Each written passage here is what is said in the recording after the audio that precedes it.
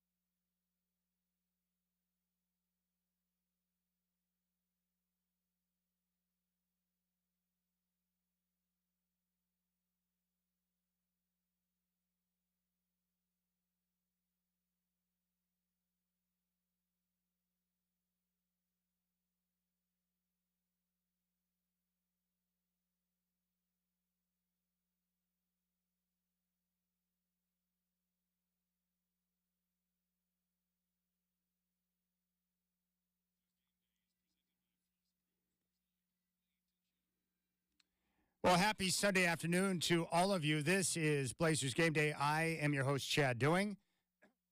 Tonight, your Portland Trailblazers play the second of two games against the Denver Nuggets. Tip-off is coming up at 5:30. I'll be with you for the next 90 minutes up until 4:30, and then we'll kick it over to the Trailblazers for their network pregame show, which will be hosted by Chris Burkhardt.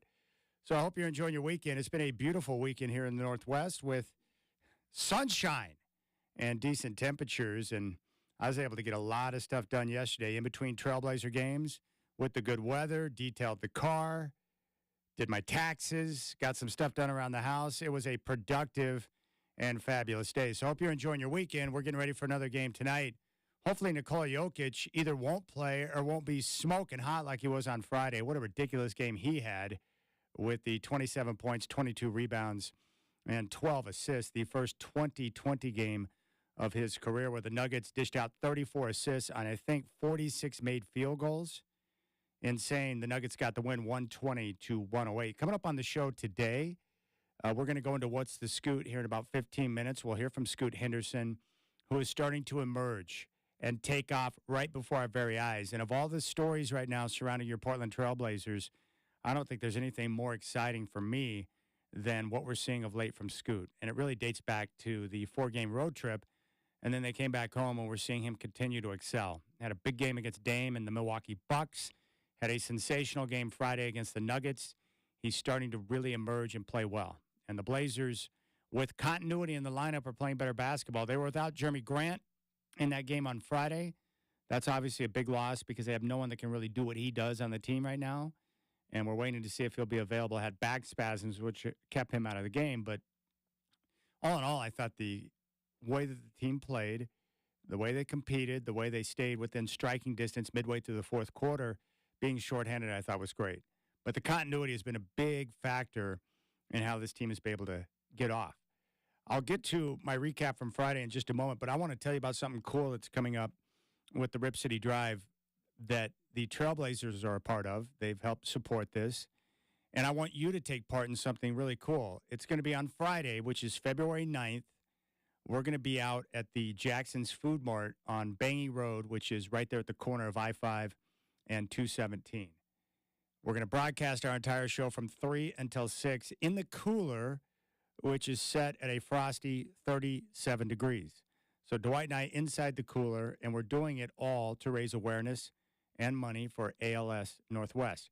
There are many families and individuals who are suffering from ALS in our community. There's a lot of work and expense that is required to care for those who are stricken with the hideous disease.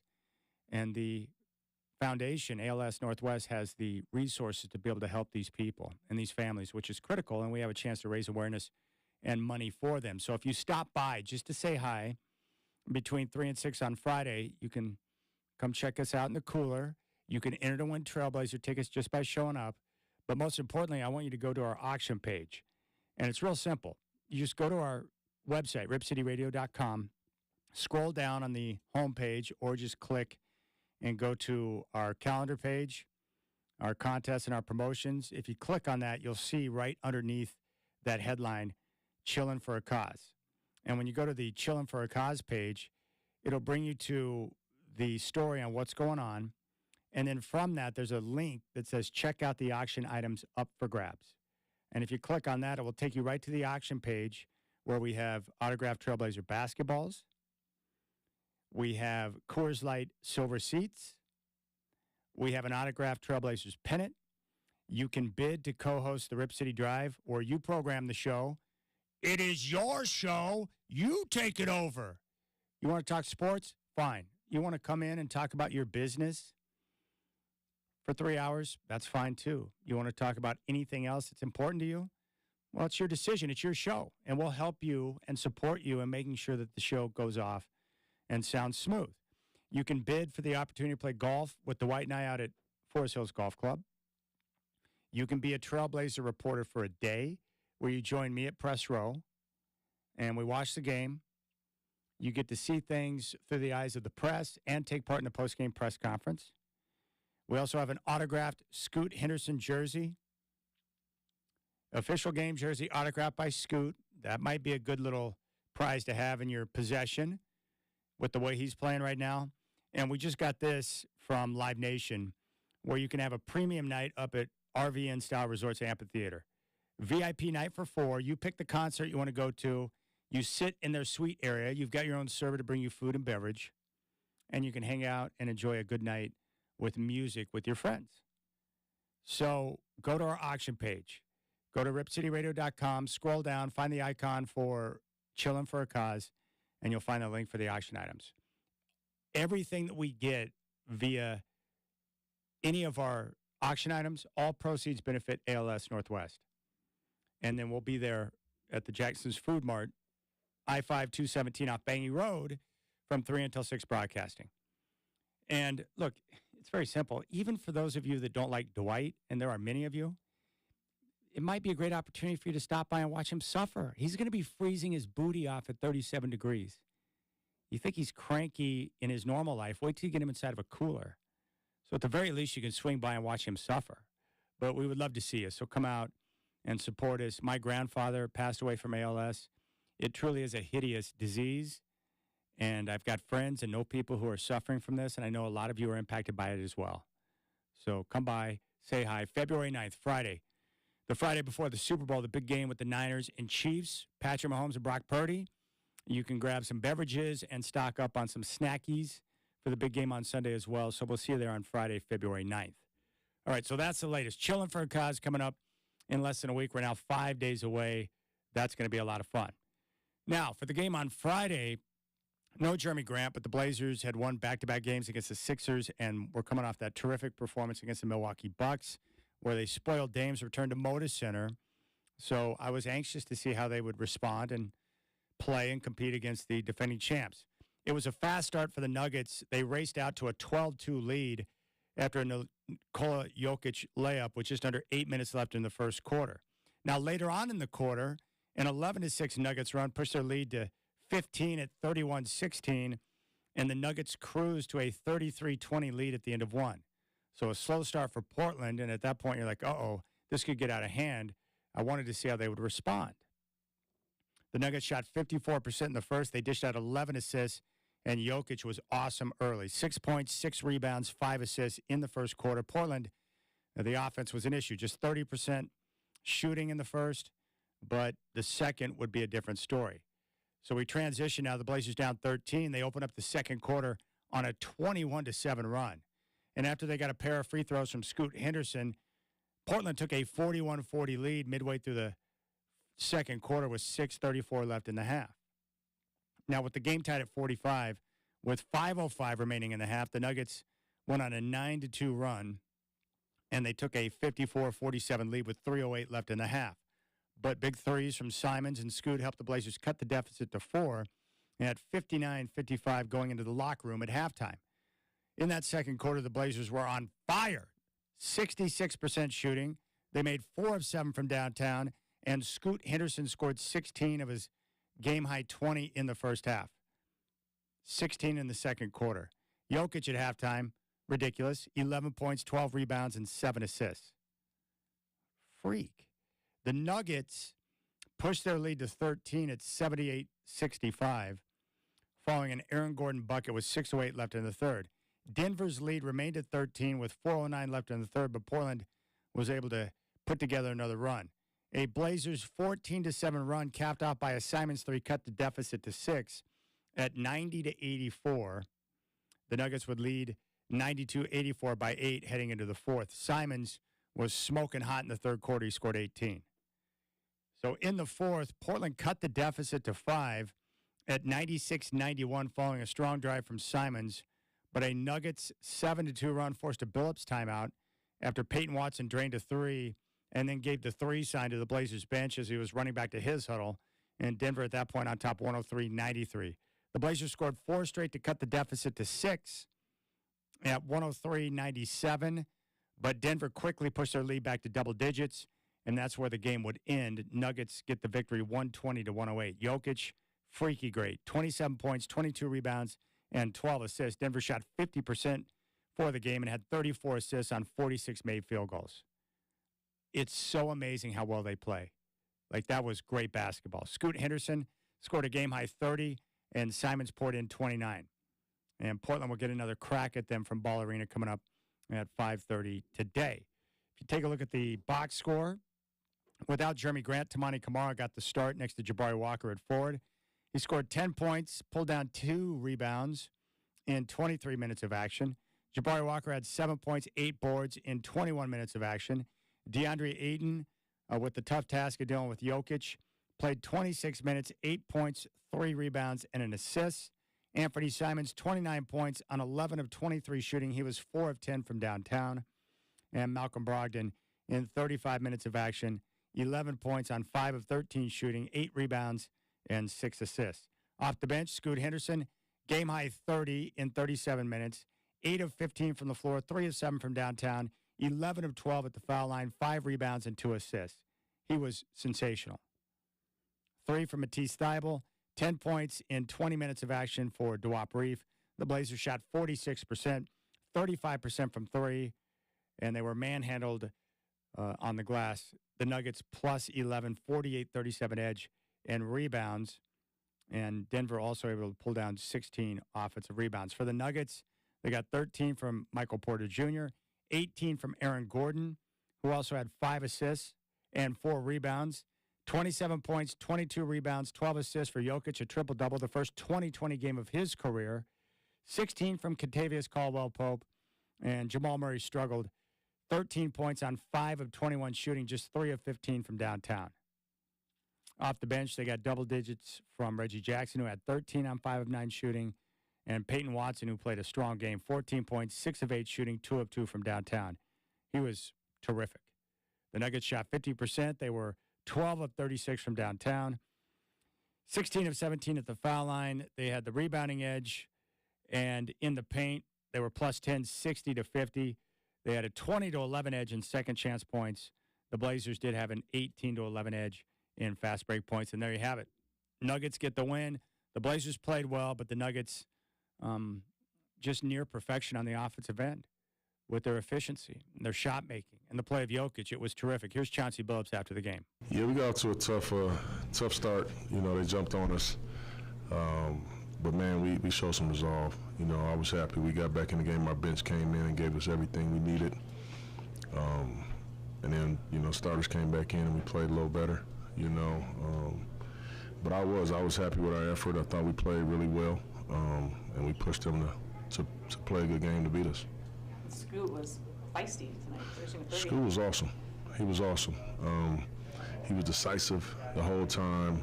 He was attacking. He was aggressive. And they couldn't They did. He put a lot of pressure on the defense. They had a hard time controlling him.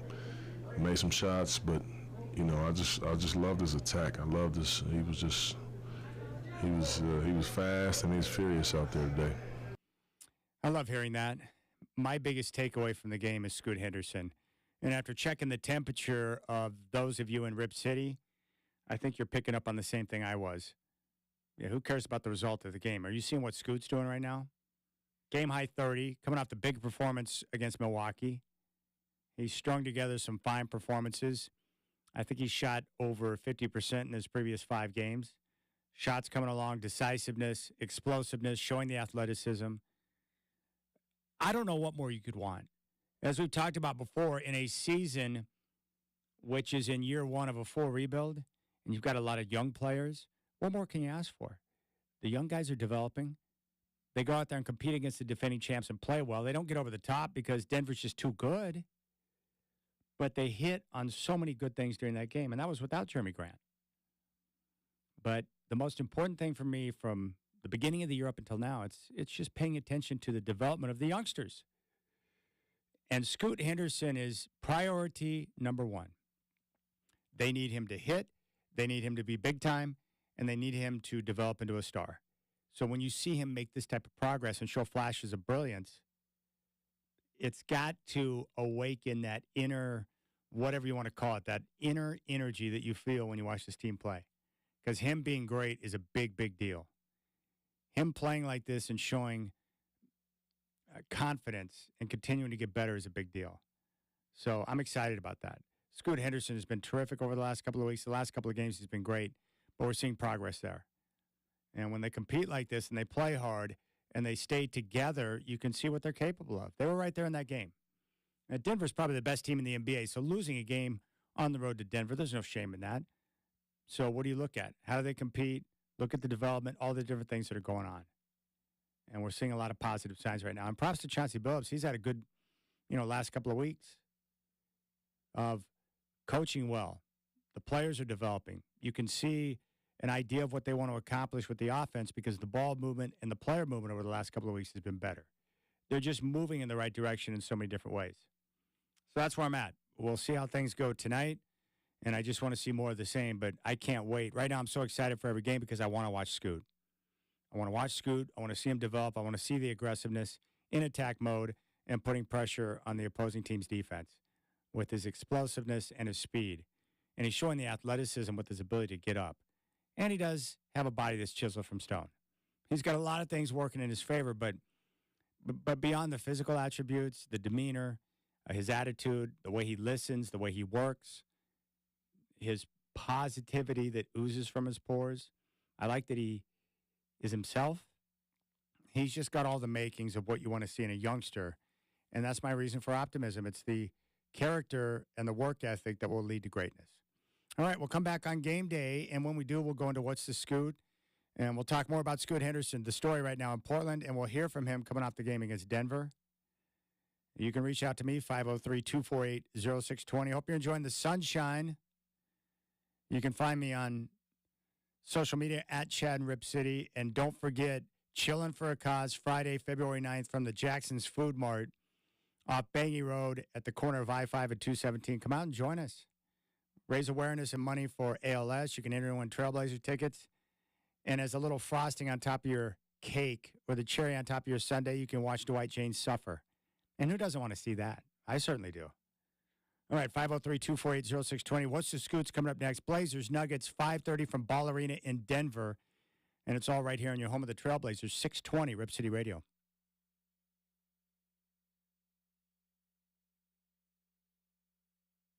I'll be missing you.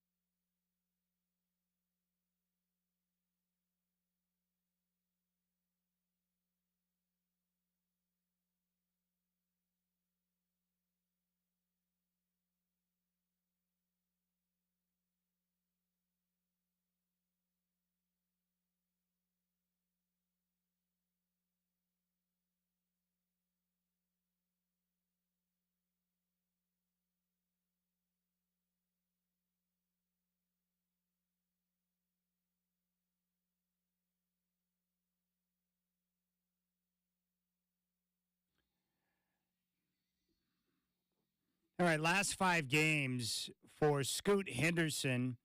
He's averaging 15 points, 2 assists, and 2 rebounds per game. He shot 50% against San Antonio, 50% against Chicago, 55% against Philly, 54% against Milwaukee, and he was 53% shooting in the game against Denver. So we're seeing the progress as he continues to work and come along in his game, which is terrific. And that's exactly what you want. And that game he had on Friday against the Nuggets was sensational. 16 points there in that second quarter where he was dynamite. 16 points, 4 rebounds and assists on 4 of 5 shooting, 2 of 3 from downtown. And he was the key cog in that Trailblazer 21-7 run that allowed them to get back in the game. But playing with confidence and playing with a determination. I mean, that's what you want to see. I mean, take a listen to Chauncey Billups again on the play of his team, but most importantly, Scoot Henderson. Yeah, we got off to a tough start. You know, they jumped on us. But, man, we showed some resolve. You know, I was happy we got back in the game. Our bench came in and gave us everything we needed. And then, you know, starters came back in and we played a little better, you know. But I was happy with our effort. I thought we played really well, and we pushed them to play a good game to beat us. Scoot was feisty tonight, finishing with 30. Scoot was awesome. He was awesome. He was decisive the whole time. He was attacking. He was aggressive. And they couldn't. They didn't. He put a lot of pressure on the defense. They had a hard time controlling him. He made some shots, but you know, I just loved his attack. I loved his. He was fast and he was furious out there today. Yeah, that's what you want, the progress. And he had a terrific game. 8 of 15 from the floor, 30 points, 5 boards, 2 assists, 3 of 7 from downtown, 11 of 12 at the foul line. But in attack mode, putting the pressure on the defense. I mean, he is really starting to take off. And all I can think about is, okay, what does this look like a month from now? Or as we near the end of the season? And then, more importantly, what's it going to look like when Scoot, coming off year number 1, what's it going to look like at the beginning of year number 2 after a full season under his belt, a full off season to be able to continue to work and grind and improve his skills and his shooting? What's it going to look like next year? My guess is with someone with his demeanor, attitude, and work ethic in combination with his freaky, natural, God-given talent, that the leap from year 1 to year 2 could be extreme. And that's pretty darn awesome. That's what you want. So Scoot Henderson had a chance to talk after the game. Let's take a listen. You guys really put in all the effort and energy tonight. Obviously a slow start, but it was a really nice performance from you all. How'd you feel about the game? I think we fought. You know, CB came in here and said, "Way to fight." So I think we really fought. We didn't back down. We didn't show them no easy respect. We didn't let them know that it was easy early. So we came in with a win mindset, and you know, sometimes you don't always win, but I think today, effort-wise, I think we won. Just talking with Chauncey, we said that you were ferocious tonight, finishing with 30 points. What was your approach offensively? Yeah, I didn't know I had 30, but I think it's just to carry over. You know what I mean? Just trying to stack days. I think that's my main thing right now. You know, even though it is a little late, just continue to stack days. You know, get ready for All-Star break and go out there and just hoop. You know what I mean?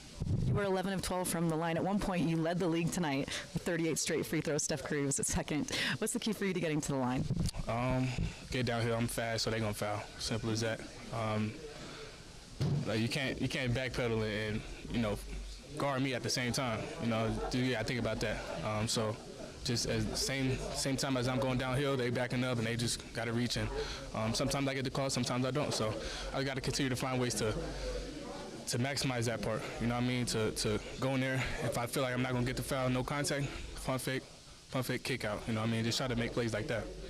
How much do you feel, you're talking about stacking these games, I mean, how much do you feel that, you're finally kind of getting to your game, right? Getting downhill more, I mean, you kind of feel like you're in your stride a little bit? Yeah, I think it's just, I really don't know what it is, but I think it's just the fact that I'm going out there with the same confidence, you know what I mean?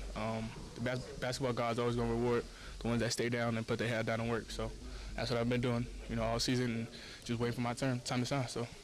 37 minutes tonight. You feeling okay? See some Man, boy, man, this Denver ain't no joke for sure. CB came and told us early, young guys, it's different. So, I ain't really believe him, but after this one, I was like, all right, yeah, you got it, Denver got it. How do you think that'll affect you on Sunday night playing, here again? I think it'll be. I ain't gonna say it'll be easier, but I'll know what I'm about to experience, so I'll be more prepared for sure. You might be more acclimated to it as well, since being here for a while. I'll be here for 2 days, so hopefully, hopefully. Tomorrow's your birthday. I mean, are you doing anything to celebrate tomorrow? Nah. I mean, I know team-wise, I know we're gonna do something and kick it, but me personally, I think I'm gonna just chill. Hopefully I get some, I am gonna get some family calls, so just be on the phone with my fam and stuff like that, and chat it up with them. So. You told me you were going to read your book. What book are you reading? The Fifth Agreement. Mm-hmm. Almost done? Yeah, I've been stalling. I ain't gonna lie. I've been stalling for like 2 months now, and it's like the book this day. But I think I just locked in and finish it today or tomorrow. So. Happy birthday. Appreciate it. Almost. Yeah. All right, there's Scoot. Love his positivity. You can hear it in his voice. Like, he's just real, man. He's not trying to be too cool for school. He's just himself. He's very confident and comfortable being himself, which I think is terrific. More from Billups on Henderson, his ability to draw foul shots. 11 of 12 at the foul line on Friday.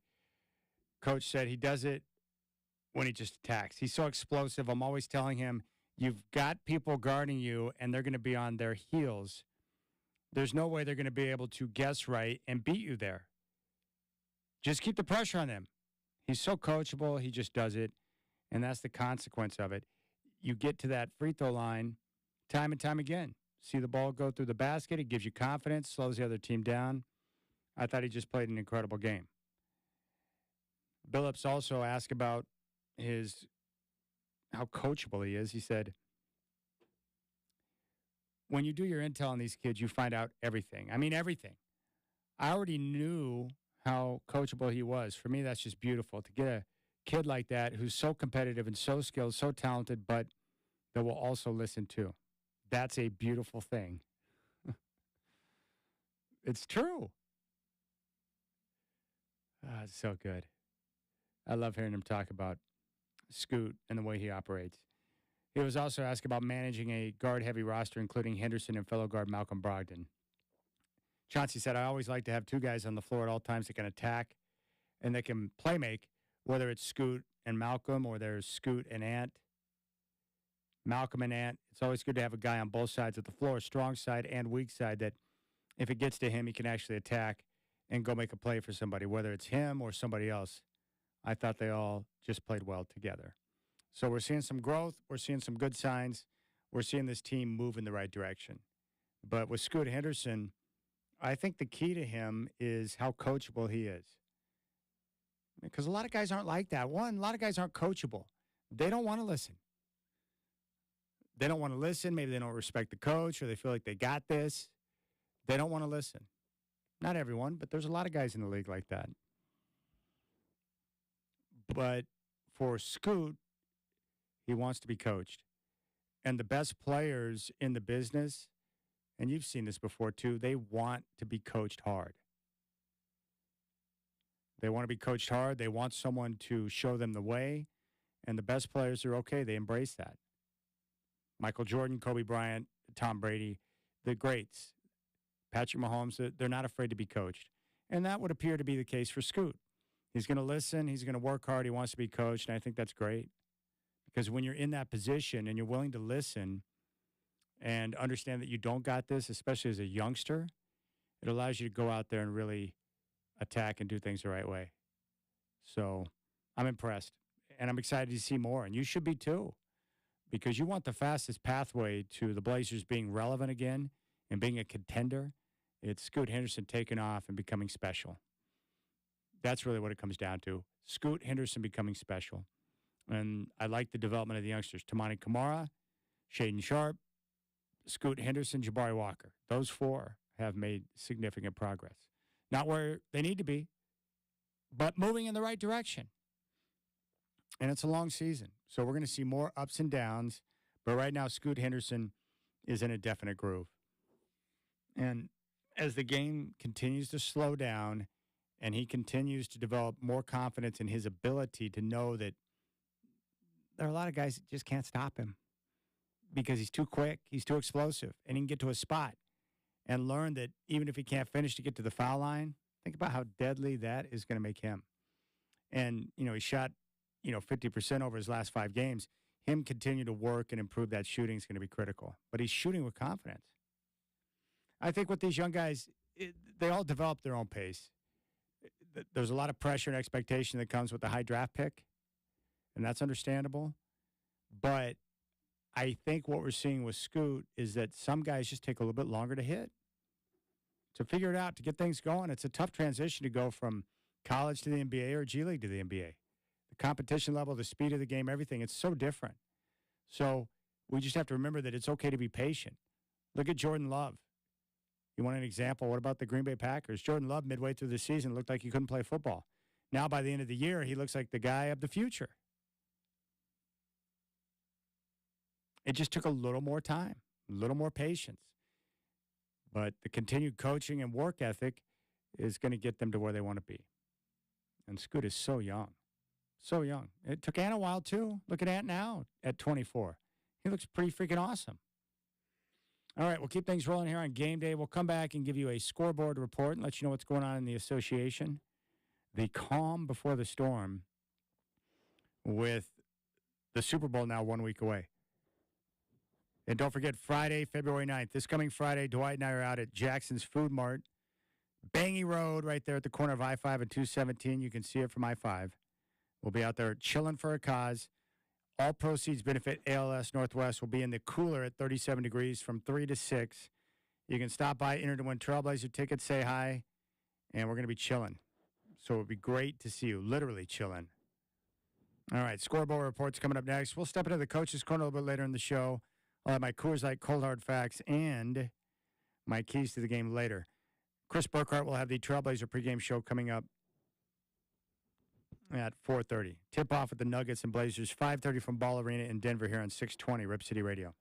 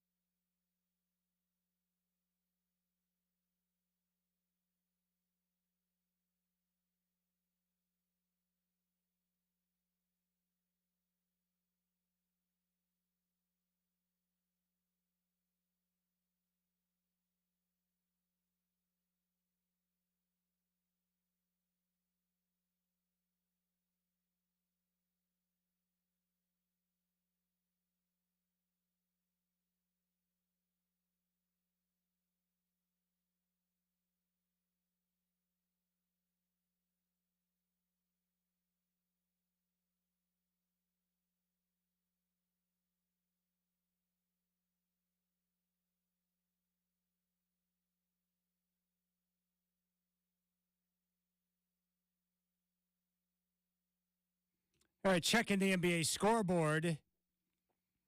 Right now, second quarter in Boston. The Celtics on top of the Grizzlies, 32-22. Jason Tatum, 11 points thus far for Boston. Into the first in Charlotte.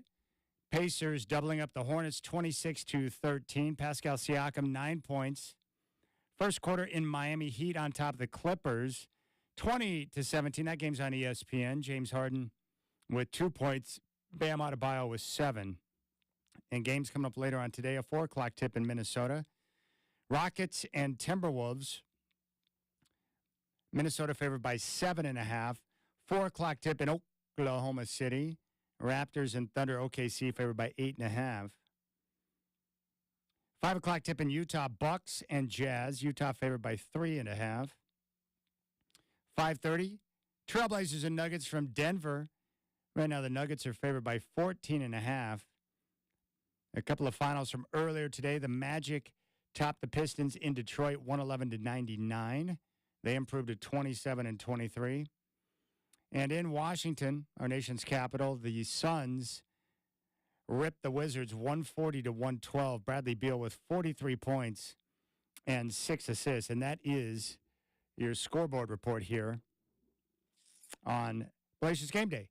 Real quick check of the Super Bowl line as we prepare for the big game, which is coming up in 1 week. 3:30 kickoff on CBS. Right now, San Francisco, a 1.5 point favorite over the Kansas City Chiefs. Next Sunday, big game, 49ers and Chiefs. All right, trade deadline's coming up on Thursday, February 8th. The Blazers will host the Detroit Pistons that night. With the trade deadline, a lot of people are wondering what's going to happen. Will the Blazers make any moves? All I can do is share with you what I've heard. I thought going into the year that Malcolm Brogdon would be dealt by the deadline for sure. Like it was a certainty. But recently I have heard chatter that, the Blazers will listen to offers, but they're not dead set on making a move right now. That they could hold on to everyone, including Malcolm Brogdon, and wait till summertime around the draft to see what other opportunities are out there. They're not going to rush to make a move just to make a move. They're only going to make a move when the assets and the return make sense. And this is the part that I really like for the Trailblazers right now is I think Joe Cronin's in a very good spot. He has done a good job of resetting everything through this rebuild. They have cap flexibility. They have a lot of draft picks coming up in the future. They have assets to work with. They also have a variety of veteran players on the roster that could be moved out at some point to continue to go out and bring in young assets. The one thing that I've been told that they really do value right now, it's not necessarily draft picks. And I don't think the draft, according to most experts this year, is considered a deep and talented draft. There doesn't appear to be mega superstars in this upcoming draft. So what I think the Blazers value are young players. Young players that they could get is potential return in a deal. It doesn't have to be draft picks. And what I was told is that with the young players that they would get in return, you get guys who young, have potential, but are a better match for some of the guys you have on the roster. Meaning, if you get a young player with a little bit of experience, they better match the timeline of guys like Scoot, Shaden, and the other young guys on the roster. And the problem is with some draft picks, they may be terrific, but it could take a year or two of development before they get up to speed. So they could be looking for young players. They value that. But I'm not convinced now that they're going to make a move. In regards to Jeremy Grant, I don't see Grant being moved out anytime soon. I've also been told, and it would make sense, that the Blazers, they like having some veterans on the roster as they go through this rebuild transition to where it can make the game a little bit easier for the younger guys. You get some stability, some veteran leadership, and then when the younger guys are out there on the floor, they can continue their growth process. So I've got no issue with that. And in regards to the guard issue, if they do move Brogdon, it's good from the standpoint that will open up more minutes for Scoot Henderson, who's continuing to come along, but they obviously value Malcolm Brogdon. The other thing that I think, and this is something that's good, I think, for everyone, including the players, I don't think the team's going to start resting guys after the All-Star break and basically shut it down like we've seen the last couple of years. I don't think they're going to do that. I think they'll continue to play the guys that they have, and they'll continue to compete and try to win games the rest of the way. So they're not going to shut it down and tank this year, I don't think. And that's how they're going to look at it. Now, with the veteran players that they do have, they'll continue to play and compete, and they'll continue to work with and help the young guys. Guys like Malcolm Brogdon have been a valuable resource in terms of helping school the younger guys. And then when the summertime comes along, you take a look at what else is out there and what offers are being made as you continue this transition. I guess the great part is what I'm trying to say is that the Blazers can remain patient because there's no pressure on them to make a move today or to have a move in place and ready to go by Thursday. They don't have to. They can continue to sit back and wait and then strike when the iron's hot, when they know that it's the right time and when they're going to get the most out of it. So that's what I've heard. Wouldn't be surprised if they did nothing. They could make a move, but I'm not dead set anymore based on what I've heard that they're going to absolutely move somebody out. Malcolm Brogdon can very much remain on the roster after the trade deadline.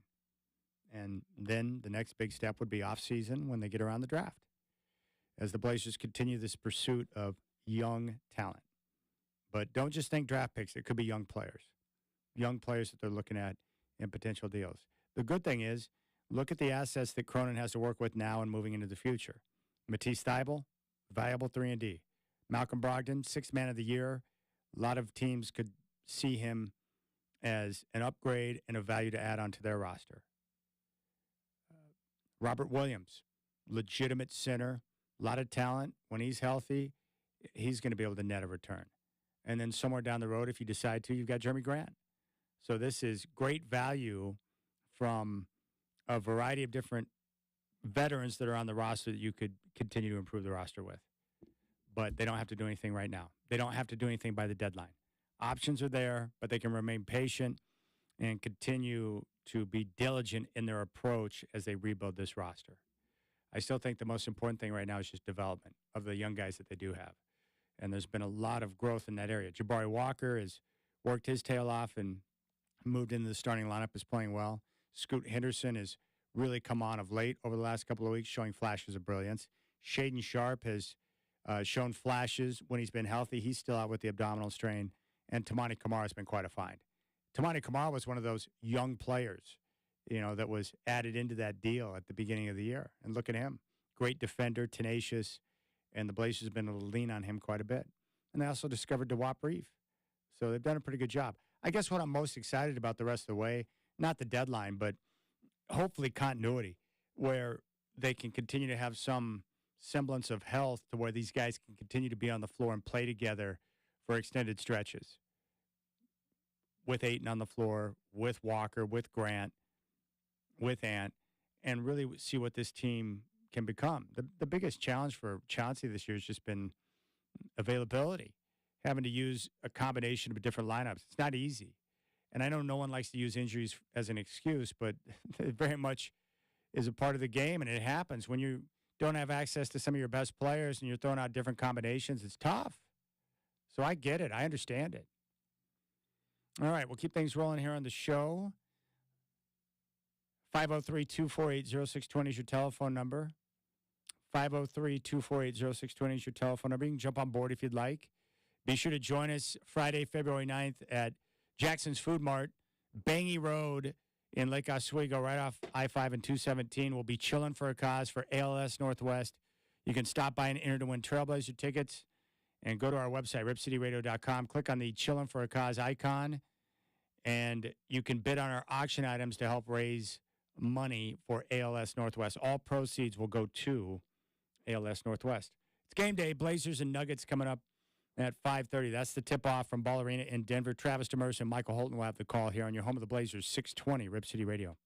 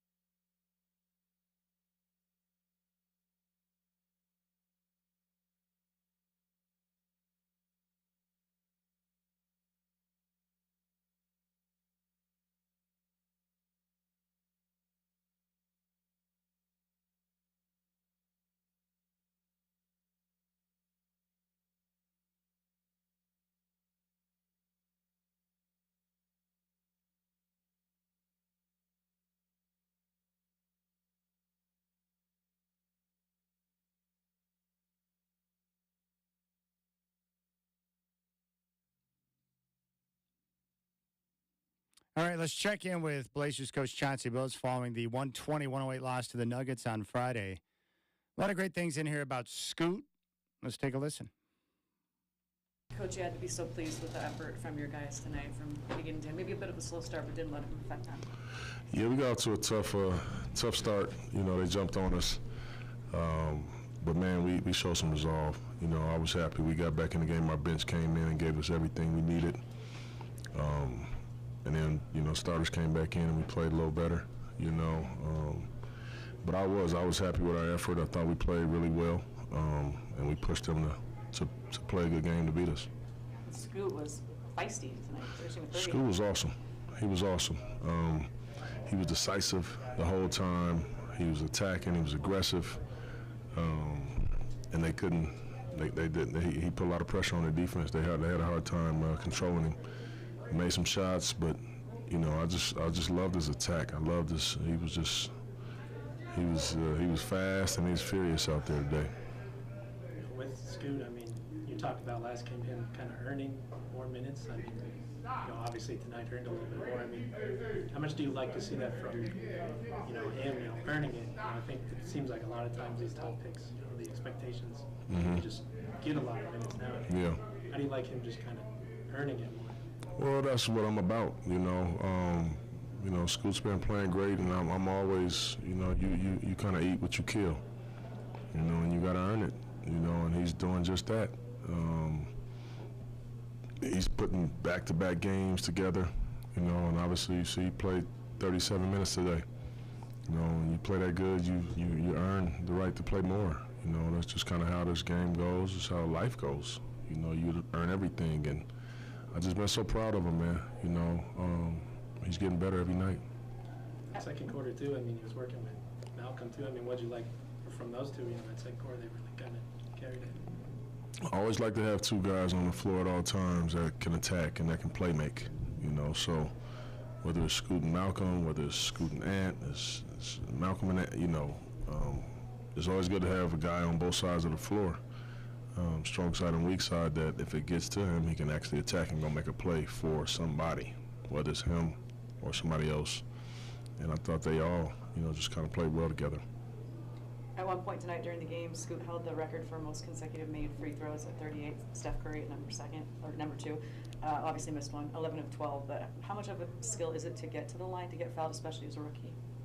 Yeah, it is. And he does it when he just attacks. You know, he's so explosive. And I'm always telling him, you get people guarding you, they're going to be on their heels. You know, there's no way they're going to be able to guess right and beat you there. Just keep the pressure on them. And, you know, he's so coachable that he just does it, you know, and that's the consequence of it. You know, you get to that free throw line time and time again, see that ball go through the basket, gives you confidence, slows the other team down. You know, I thought he just played an incredible game. Is that something that Pooh said to you when you first got Scoot, that how coachable he is? Yeah. I mean, you know, when you do your intel on these kids, you find out everything. I mean, everything. So I already knew how coachable he was, and, you know, for me, that's just, it's beautiful, you know, to get a kid like that who's so competitive and so skilled, so talented, but that will also listen too. It's a beautiful thing. Being in this one, and obviously you played Denver again in 2 nights, is that kind of a gift to be able to see them so closely again? Well, yeah. I mean, it's awesome to be able to just get another shot at them, you know, and our goal is to go out and play as hard as we can and try to do whatever we can do to try to win the game like we did tonight. We gave ourselves a chance. That's a really, really good team. Got a lot of shot makers. Obviously, Joker had one of his type of games tonight, and we just couldn't sustain. How tough is it to beat them when he's having that kind of night where he's beating, you know, points, rebounds, and assists? Yeah, it's really tough to beat them when he's having that type of night. You really have to really have it going offensively. You know, you got to have a lot of shots be going in to be able to beat them on a night like that when you're putting a masterpiece performance on. You got to be able to go shot for shot, you know, and then you try to get 3 stops at a time here and there, you know, to make a run. That's really the best way that you can do it when he's playing that way. There's Chauncey Billups I love that. What are you supposed to do on a night when Jokic is going wild? Well, dude, you're screwed. I mean, what else are you supposed to do? 27 points, 22 rebounds, and 12 assists. Yikers. It's tough, man. Jokic is awesome. He is freaking awesome. Jeremy Jant.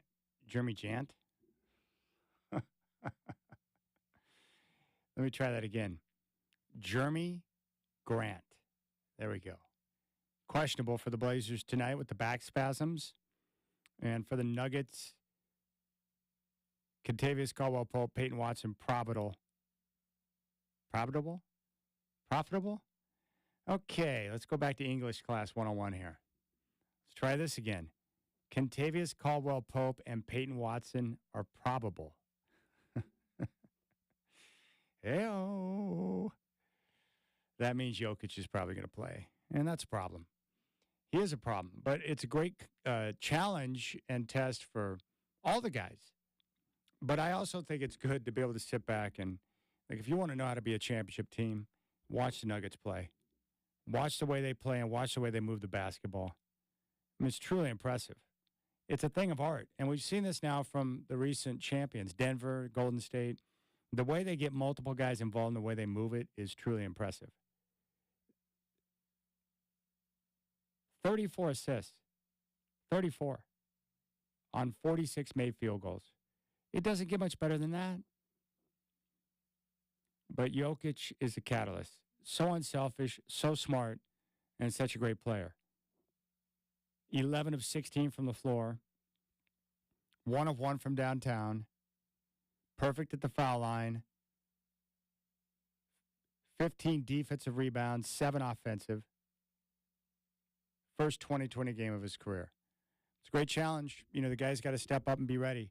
Hopefully, Jeremy Grant will be able to go. Let me see if there's anything new on Jeremy Grant. Let's see here. Because they could really use him on the floor. And to give themselves a chance. To beat a team like Denver, not only do you have to play well, but they probably got to be at full strength.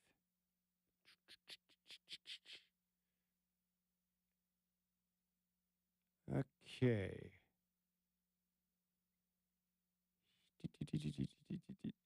Yeah, I don't see anything on Grant. What is this here? Tim McMahon says Doc Rivers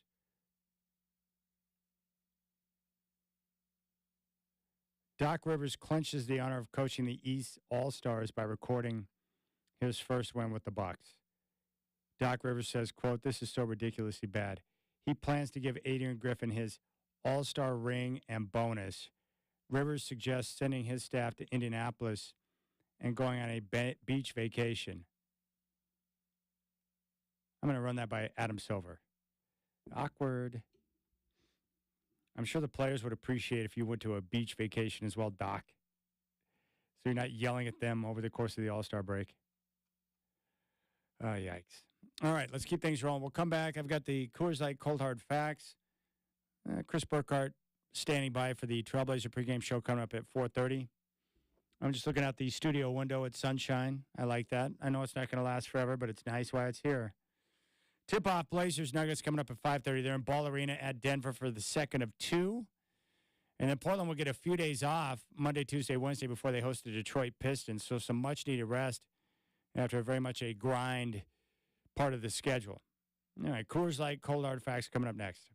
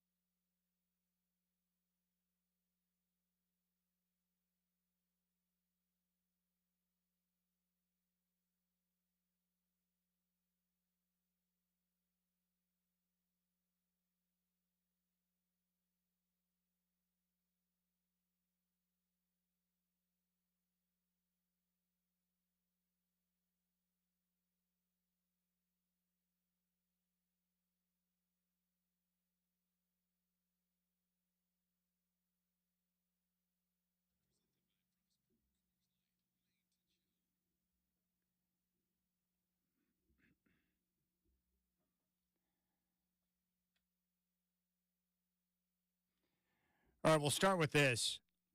I've said this before, but after seeing it again on Friday, the Denver Nuggets are the best team in the NBA. And right now would be my odds-on favorite to win the championship and repeat. Jokic is the best player on the planet. They play the right way. Their coach is terrific. And if they remain healthy, they'll be nearly impossible to beat in a 7-game series. And I now believe, based on what I've seen, that the LA Clippers are the number one contender to the Nuggets in the Western Conference as of right now. James Harden is playing well. They're getting a lot from Kawhi Leonard and Paul George. I like their coach, and I think that this could be the year, now that we're all not even thinking about the Clippers, that they make a deep run. Now, health will be critical for them, but with their experience and their star power, I think they've got a terrific chance to make a move. I love what Oklahoma City is doing. They lead the Western Conference right now, along with the Minnesota Timberwolves, both sitting at 34-15. But I don't think in a 7-game series that either one of those teams can take out Denver. And if healthy, I doubt they could take out the Clippers. So I think Denver is the odds-on favorite to win the championship right now. I think the Clippers right now would be the number one contender to Denver. And in the Eastern Conference, it's Boston's conference to lose. I hate to say it because I'm going to be pulling for Dame and the Bucks to win the championship. I like he and I like Giannis. But after watching Milwaukee play, I just don't know if they're going to be able to overcome their issues. Their defensive issues are something that will need to be resolved. Now, there's still time. They still have half a season to go. They can figure it out, but I don't like what I see in terms of their communication, the issues they have on the perimeter. I don't know if they can overcome that to get through Boston. But I do think it's a 2-team race. I'm impressed by Cleveland. I think the Knicks are having a good year, the Sixers. But with Embiid out, they're not a threat. And I don't think Cleveland or the Knicks can take out Milwaukee or Boston. So we'll get a Milwaukee-Boston Eastern Conference final. I just don't know if Milwaukee can get it done. As of right now, I'll say no. It's Boston's conference to lose. And if they're healthy, they should be able to get it done. The question is, can Milwaukee get to where they need to be defensively to be able to get over the hump? I don't know. I don't know the answer to that. Now, if we take a look at the NBA defensive rating and take a look at where Portland's at right now, 20th, and Milwaukee is 19th. The problem is most NBA champions since 2000 over the last 24 years have been a top 10 defensive team. It's very difficult to win a championship outside of the top 10, especially when you're near the bottom of the pack. But take a look at the teams at the top right now. Minnesota, absolutely a contender.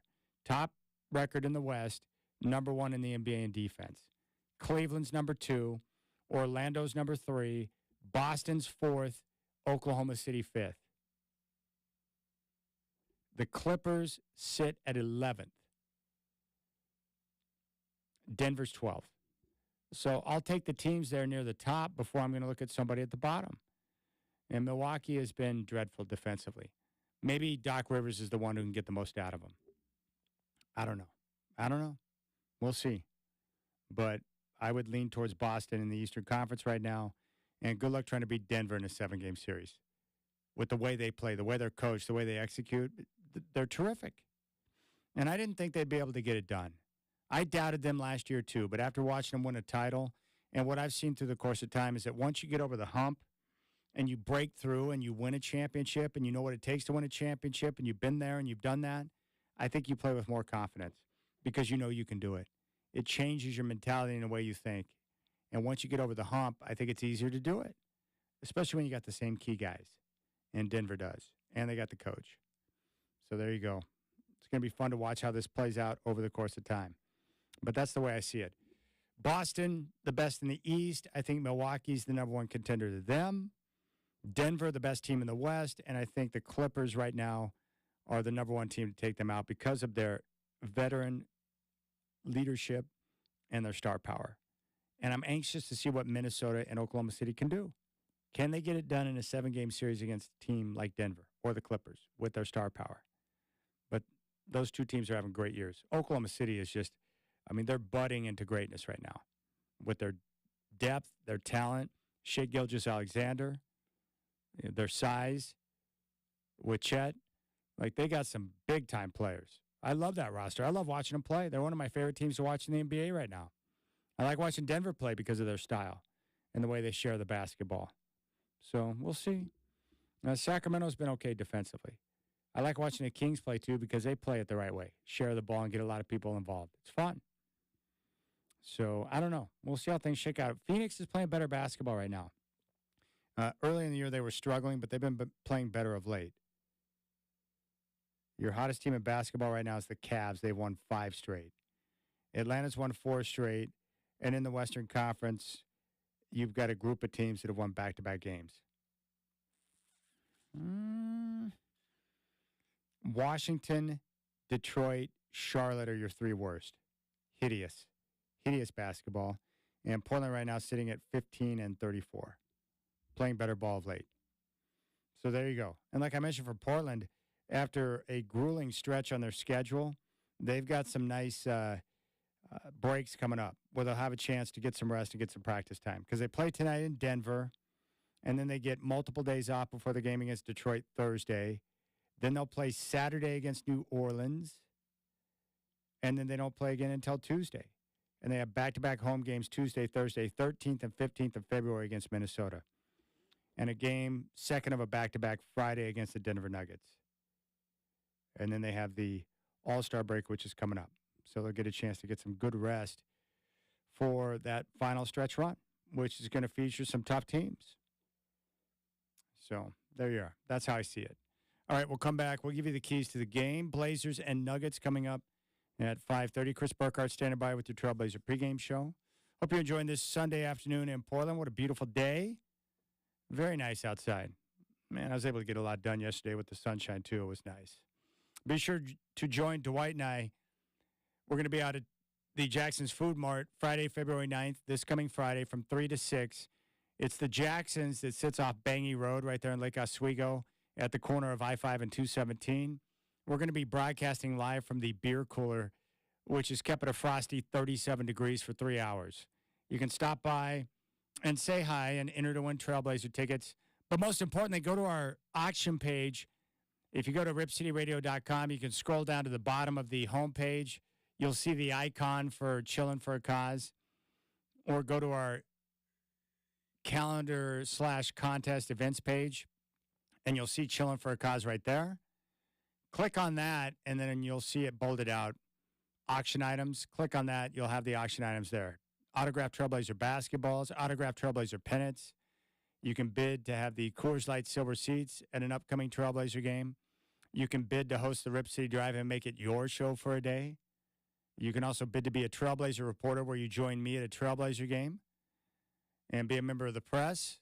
So we got a lot of things going on. So go to our auction page. Be there on Friday, February 9th at the Jackson's Food Mart off Bangy Road in Lake Oswego at the corner of I-5 and 217. Keys to the game coming up next here on Blazers Game Day. Blazers and Nuggets coming up at 5:30.